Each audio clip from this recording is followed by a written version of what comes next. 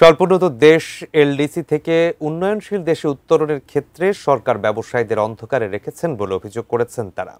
যদিও এটা সরকারের হাতে নেই বলে জানিয়েছেন অর্থ মন্ত্রণালয়ের বিশেষ সহকারী ডক্টর আনিসুজ্জামান চৌধুরী।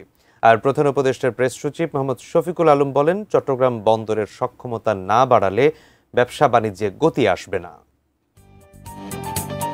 স্বল্পোন্নত দেশগুলো যাতে নিজেদের উন্নতি করতে পারে সেজন্য উন্নত দেশগুলো নানা ধরনের বাণিজ্য সুবিধা দেয়। আগামী বছর নভেম্বরে স্বল্পোন্নত দেশ বা এলডিসির তালিকা থেকে বের হয়ে যাবে বাংলাদেশ, এমন সিদ্ধান্ত জাতিসংঘের।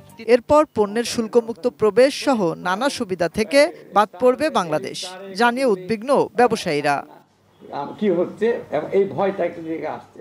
এমন বাস্তবতায় শনিবার অর্থনৈতিক বিষয়ক সাংবাদিকদের সংগঠন ইআরএফ আয়োজিত সেমিনারে ব্যবসায়ীদের দাবি, এলডিসি থেকে উত্তরণে ৩ বছর সময় চান তারা। সরকার আমাদের সাথে এখনো পর্যন্ত আলোচনা করেননি বা বসেননি, তো একটা অন্ধকারের মধ্যে থেকে আমরা কিন্তু শঙ্কিত। আমরা ইউনাইটেড নেশন জেনারেল অ্যাসেম্বলিতে পাস হওয়ার আগে তাদের প্রপার যে জায়গাটা প্রয়োজন সেখানে আমরা তাদেরকে বোঝাতে সক্ষম হব এবং আমরা 3 বছর পিছিয়ে নেওয়ার জন্য আমি স্টিল রেকমেন্ড করছি। মোনালিসা হেভি ফ্লো 15 পিস প্যাকেটের সাথে 8 পিসের একটি প্যাকেট একদম ফ্রি।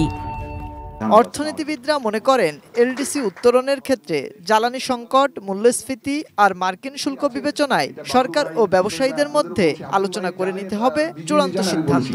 প্রাইভেট সেক্টর শুধু খালি এটা বললেই হবে না যে পেছাতে হবে, তাদেরকে তথ্য উপাত্ত দিয়ে সরকারের সামনে কেসটা আর্গিউ করতে হবে।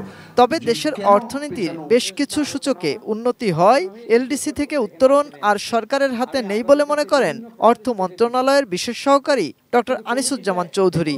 আর এ অবস্থায় ব্যবসায়ীদের ঝুঁকি নেওয়ার সক্ষমতা বাড়ানোর তাগিদ দিলেন প্রধান উপদেষ্টার প্রেস সচিব। চিরাংপুরটাকে যদি এফিশিয়েন্ট করা হয়, বেনিফিট হবে প্রত্যেকটা ম্যানুফ্যাকচারার, এক্সপোর্ট হবে। তার একটা দিন এক্সপোর্টের থেকে যদি একটা দিন বাঁচানো যায়, এটা তার জন্য ম্যাসিভ লাভ। জিডিপি গ্রোথ ফল করছে লিটল বিট, কিন্তু ইকোনমি নেগেটিভে যায় নাই।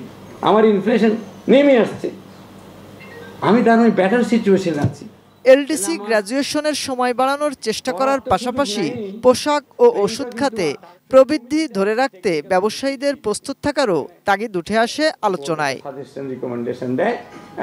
মাহাদি সেকেন্দার, এটিএন নিউজ, ঢাকা।